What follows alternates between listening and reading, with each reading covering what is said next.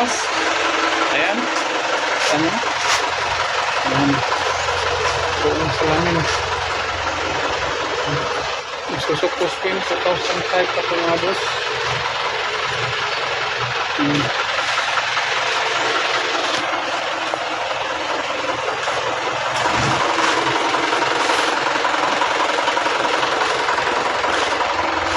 Dito sa harap.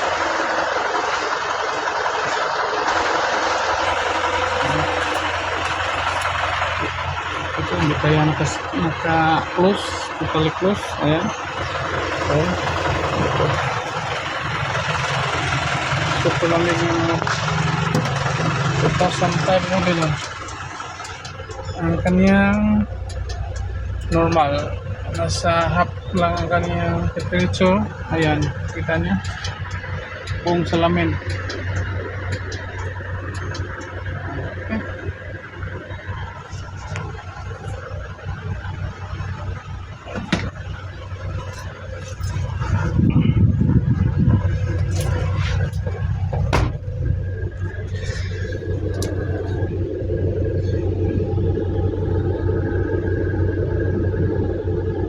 Ayan mga boss, pwede naman pahingin ng isang pabor sa inyo. Paki-subscribe na lang at saka pindutin nyo na rin yung notification bell. At saka para matulungan nyo lumago ang channel ko. Okay mga boss, thanks for watching and don't forget to like, share and subscribe. Thank you and bye-bye. God bless us all. Yan, ang Burns Car Aircon Specialist. Nandito kami sa Siquijor, Candanay Sur, Siquijor.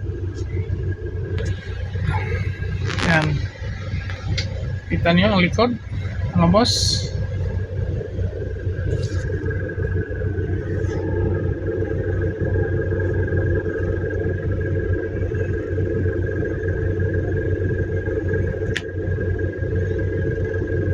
Bago naman tayong gagawin, isa itong Isuzu Crosswind. Ayan, ang problema nito mga boss, walang lamig ang kanyang AC. Ayan, ganda pa sa kanyang boss, kaya lang hindi masyadong ginagamit. Ayan, magamit ang mga pusa. Halatang hindi ginagamit, tingnan nyo. Ayan, parang daming alikabok, daming dumi. Ayan, ginagamit dahil super init nito pag walang AC. Okay, dual aircon nito mga boss, siyempre Isuzu. Sarap nitong, napakadali nitong ayusin.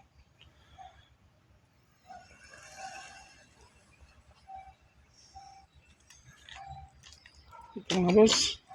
Ayan, okay natin ang hood. Ayan, sinalpakan natin sa ating gauge. May reading siya na 60 sa high side at saka sa low side niya ay 70 dito sa high side. Ang low side niya ay 65.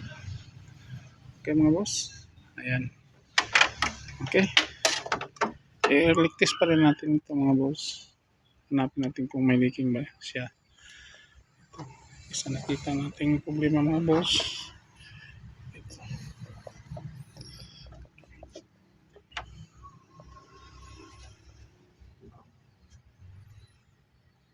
Okay, babaklasin natin itong kanyang compressor. Change oil natin, tapos linis ng system. Hanapin natin ang leaking. May leaking to. Ayan, dual leasing. Hindi na pumabalik. Ayan. Okay. Ayan. Wala pa itong cabin filter. May ano pa, may manual, alagang-alaga ito ng mayari. Tingnan natin yung model. Wala dito kanyang model. Dito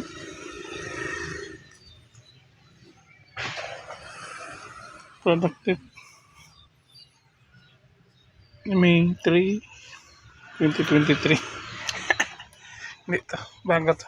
Bago itong kinabit nila. Doon sa kabila. Tingnan natin. Andito mga boss. 2005. 2005 model pa ito mga boss. Okay. Ito sa mga crosswind mga boss. Mga Isuzu crosswind. Yung Isuzu Highlander. Isuzu Sportivo. Ganito. Magkatulad lang sila ng kondensya. Dito ang una yung tingnan mga boss. Pag may bakas ng oil dyan, yan, sigurado dyan ang leak. So, sa case na to, mukhang wala siya, pero may kalawang na. Sa kabila wala, dito wala. Okay. Mukhang di tayo pahihirapan ito. Okay mga boss, hanapin ko muna, update ko kayo mamaya. Isuzu Crosswind 2005 model. Yan, ito ang kanyang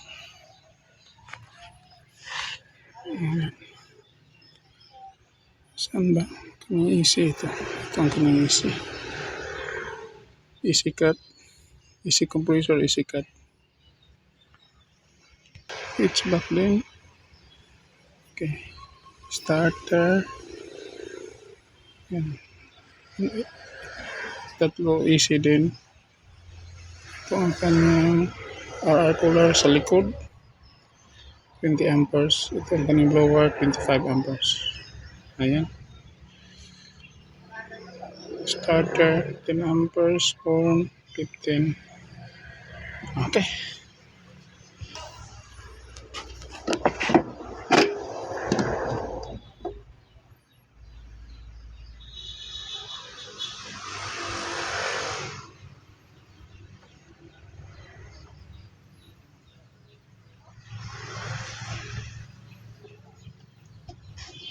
Itong AC compressor. AC cut, wala. Ito wala din. Okay. Ito ang kanyang 1, 2, 3. 10 amperes ang kanyang AC. Ayan. Ito ang kanyang fuse. Ito ang kanyang relay. Okay. Ano tayong simula sa ating trabaho. Hindi natin ito natapos kagabi. Pero nalinisan natin ang system. Palitan natin ang clutch pan ito. Ayan. Matigas na siya. Saka na-check na natin itong binaklas natin itong kanyang compressor. Tingnan niyo mga boss. Ayan. Ayan. Ikutin ko. Ayan. Hindi pa yan natin tinakpan. Pag tinakpan natin yan, super lakas niyan. Yan. Yan, indikasyon na malakas pa ang ating bomba ng ating compressor. Okay mga boss, ito mag-vacuum muna tayo, mag-leak test muna tayo, tapos vacuum. Pag walang leaking, karga na tayo ng priyan. Okay, napakadali lang mag-trabaho nito mga boss. Basta alam mo ang ginagawa mo, ayan, napakasimple lang ang gawain. Pero kailangan din ng experience talaga. Dahil pag hindi mo ito na anong tama, hindi ito talaga lalamig. Dahil ang problema nito, walang lamig ang kanyang AC.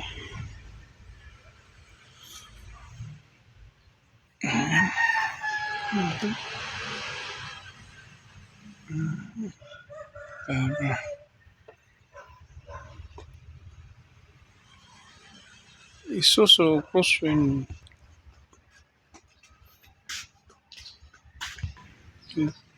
talagang walang gamit yan dahil walang AC, so hindi, bihira lang gagamitin. Okay, ayan, balik natin ito dito mga boss. Siyempre pinalitan natin yan ng mga o-ring. Okay. Okay. Abangan. Tapos na tayo nag-vacuum. Tapos na na-lift fish. Na-vacuum na natin. Ayan. Nasa negative 30 na siya mga boss. Napansin nyo? Ayan. From 0 to negative 30. So, ayan. Magkabilaan yan. Okay. Magkarga na tayo ng pair mga boss. Siyempre, gumamit tayo ng ating mahiwagang timbangan at saka nakatawag ang ating tangke. Okay. Siyempre, pasisinguin muna natin dito. Yan. Para purong preyon ang papasok sa system natin. Okay. Naglag na tayo mga boss. Nagsali na tayo. Yan. Okay, dahan-dahan lang. Karga tayo ng 15 nito para mag-trigger ang ating pressure switch na una ang ating compressor. Okay. 50 sa high side. Dito natin tingnan mga boss. Ayan, nasa 50 na siya. Dagdag pa tayo ng kunti. Ayan, para mag-trigger na. Okay. Ayan. Okay, start na tayo ng engine mga boss. Ingatan natin ito, baka mag-ano sa positive natin. Negative pala yan. Okay lang yan.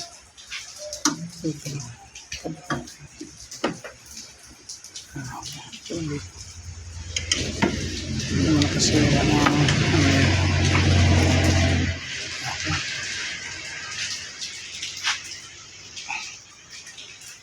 okay, start na tayo ng engine.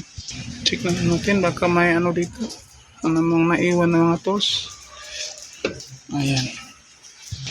Okay, start na tayo. Okay, huwag kalimutan neutral. Ayan.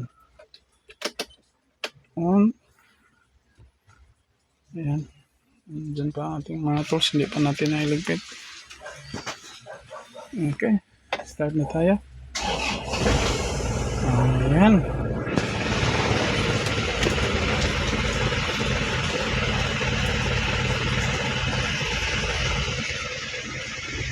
Okay. Punta tayo ng easy dito sa kanya. Ayan. Dito. Itong mukha. O dito. Saka punta tayo na lower. Ay, ito. Ito dito daw. Recirculation. Dito ang blower. Ayan. Ayan ang easy. Easy on. Ayan. Nagsimula na siya. Ayan, sa likod. Check natin sa likod. Ayan. Ayan, sa likod na ating pulit. Ito mga boss.